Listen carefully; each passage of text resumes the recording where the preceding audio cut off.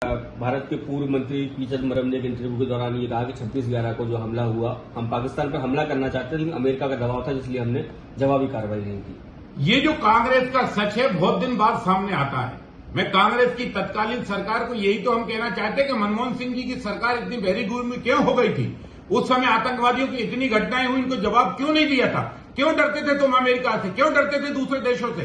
क्या अमेरिका अपने देश में आतंकवादी घटनाओं को बर्दाश्त कर सकता था? अगर अमेरिका अपने देश में आतंकवादी घटना बर्दाश्त नहीं कर सकता तो हिंदुस्तान अपने देश में आतंकवादी घटना कैसे बर्दाश्त कर सकता है? और इसलिए अमेरिका का मुंह और पाकिस्तान का मुंहतोड़ जवाब भारत को देना चाहिए था। पी चिदम्बरम जी और सोनिया गांधी की मंडली ने यह पाप किया है। हिंदुस्तान से माफी मांगनी चाहिए आपको, देश से माफी मांगनी चाहिए आपको, क्योंकि आपने आतंकवादियों को आश्रय देने की कोशिश की, जबकि मुंहतोड़ जवाब देना चाहिए था। आज हम डंके की चोट पे कह सकते हैं कि भारत में ऐसी सेना तैयार है, भारत के ऐसे कठोर प्रधानमंत्री नरेंद्र मोदी जी तैयार है। ईंट का जवाब पत्थर से देते हैं। कोई हमारे आतंकवादी घटना करता है, हम दुश्मनों के घरों में घुसकर सर्जिकल स्ट्राइक करते हैं, उनको मौत के घाट उतारते हैं। कोई हमारे बहनों को के सिंदूर जो है पहलगांव में उजाड़ता है तो हम उनके 100-150 लोगों को मारते हैं और उनके अड्डों को जो है बम से उड़ाकर तहस नहस करके खेल के मैदान में तब्दील कर देते हैं। भारत के प्रधानमंत्री नरेंद्र मोदी जी ने कहा है कि सुन लो दुनिया के देशों, जो देश आतंकवादियों से दोस्ती करेंगे उन देशों से भारत की दोस्ती नहीं हो सकती।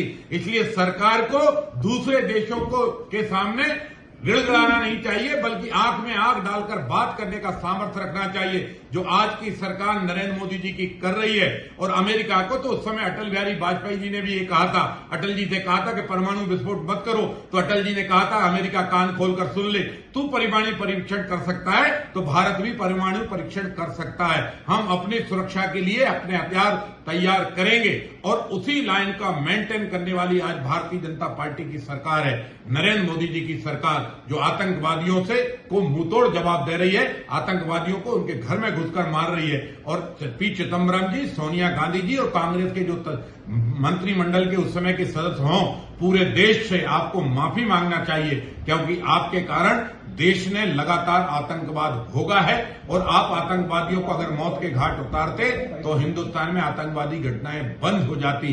कांग्रेसियों ने ना जाने किस किस के डर में और किस किस के दबाव में कब कब हिंदुस्तान के ऊपर कौन कौन से विश्वासघात किए हैं, ये तो कांग्रेसी नेता ही बताएं। लेकिन हम इतना भरोसा करते हैं कि एक एक कांग्रेस का नेता अंतिम समय पर अपना सच जरूर बताकर देश को जाएगा और देश से माफी भी मांगनी चाहिए। कांग्रेसी मित्रों, हिंदुस्तान के साथ विश्वासघात किसी भी कीमत पर बर्दाश्त नहीं किया।